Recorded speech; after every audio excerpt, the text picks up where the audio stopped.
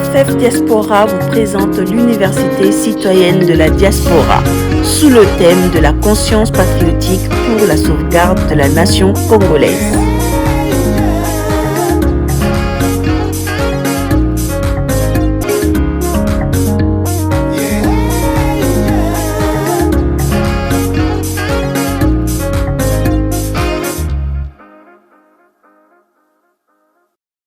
Voilà pourquoi nous, attention, je suis en train de parler ici, pas au nom de SD, ni de la MOCA. Nous avons notre organisation qui est dénommée Conseil de lutte pour la révolution au Congo.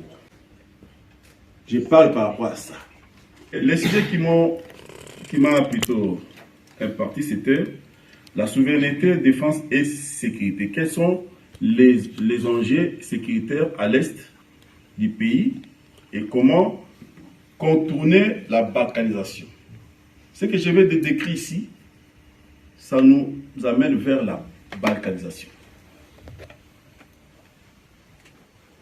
Malgré il y a la présence de Bemba et tout ça, les Mboussa et Mouissi, Bobé Tamabokoté. Il nous amène à autre chose. Alors, pour contrecarrer cette histoire, nous, des conseils de lutte pour la révolution au Congo, nous avons prévu quelque chose. C'est ce que je vais démontrer tout à l'heure. C'est ADC.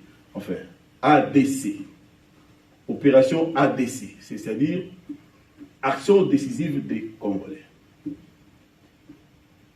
Action décisive des Congolais. Il y a des gens qui disaient souvent, quand le président élit, rassemble les gens, il avait un meeting en Djili, il y avait des gens qui étaient en train de critiquer comment on a parlé de la nation au pouvoir,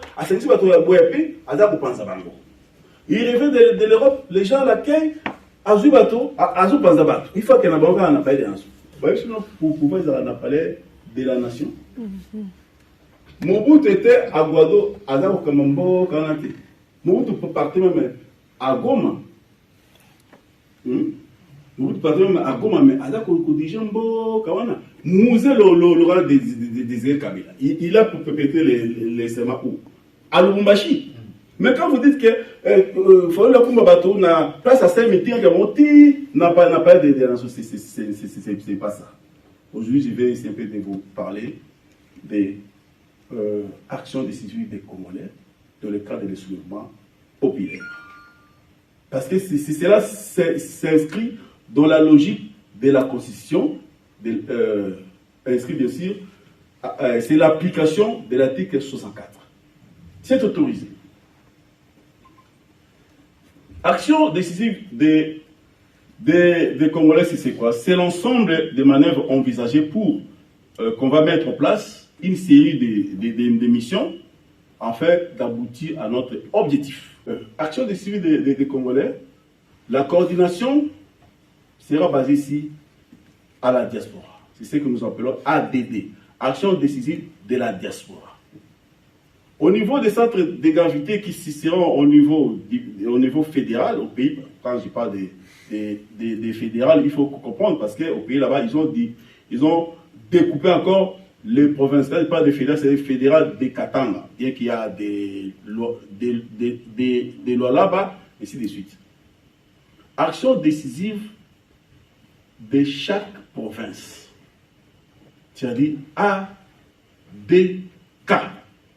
Action décisive de Kinshasa, action décisive de Katanga, action décisive de Kivu, pourquoi pas action décisive de Butembo, action décisive de Ituri, Uvira, action décisive de l'Équateur.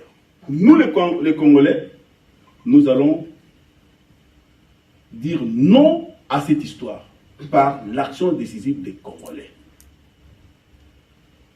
Les éléments de manœuvre, c'est quoi? C'est le peuple.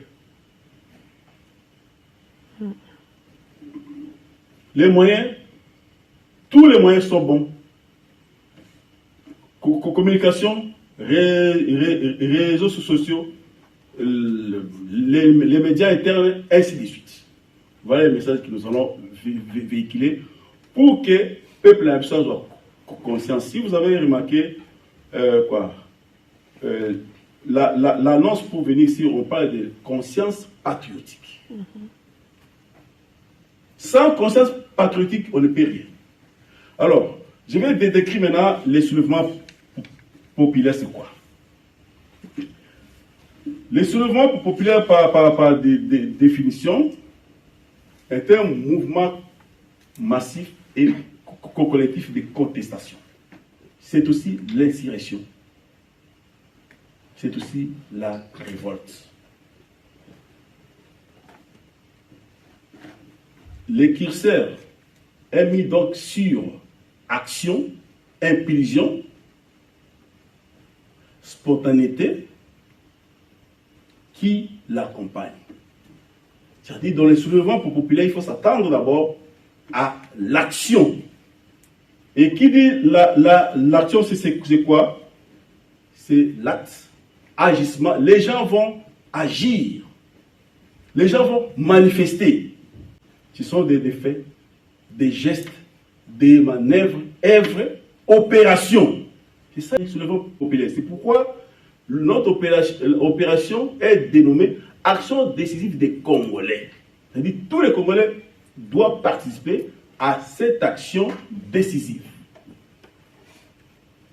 Et à part action, il y a aussi ce qu'on appelle impulsion. Impulsion. C'est-à-dire, c'est une action de pousser. L'effet d'inciter. C'est ça, on parle des soulèvements populaires. Ce n'est pas qu'il fallait être en train de faire son meeting, vous lui dites, bon, non, c'est pas ça. Il y a aussi ce qu'on appelle la spontanéité. La spontanéité, il y a la sincérité. Il y a aussi la franchise. Il y a aussi la facilité. Il y a aussi du naturel et impulsivité. Vous savez, il y a un mot qu'on a imprimé là-bas, la facilité. Les soulèvements populaires doivent être faciles.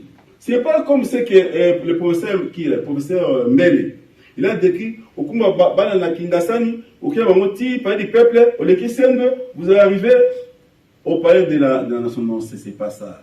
Facilité. Ça dit quoi? Je vais vous donner la modalité ou bien le mode opératoire du soulèvement populaire. Au jour J, chaque commune, parce que ils savent que accès à l'histoire de côté à Douma, ainsi de suite. C'est-à-dire, c'est un mouvement qui doit se faire d'une manière simultanée. Quand l'embazak est déclenché, Barumbu, Njili, Tchangu, Nangandé. C'est pourquoi je parle de la facilité. Ce n'est pas que Kumba Bana, Basi Batamboliti, Balembi, aucun place. Non, non, c'est pas ça. La facilité. C'est naturel. Il y a aussi ce qu'on appelle la sincérité. Il faut que les mouvements, les soulèvements populaires soient sincères. Pourquoi? Vous savez, quand un président est investi de son pouvoir à propriété, c'est serment. Mais il y a quelque chose qui se passe là, je ne sais pas, parce que vous êtes des civils, il y a ouverture des bancs et fermeture des bancs. On le fait seulement une seule fois. Quand le président est en train de prêter serment, il faut ouvrir les bancs. Musique, ouvrez les bancs. Et puis, musique, fermez les bancs. Cela revient à dire que pendant les 5 ans, tu peux quitter au tiki. C'est pourquoi quand on fera les soulèvements pendant la fin du mandat, c'est la sincérité. To tricheté. Il y a des moutons à comme qu'on trichait parce qu'on avait fermé les bancs, on avait ouvert les bancs et fermé pour 5 ans. Non, a autant qu'on ouvrir les bancs après 2024 nani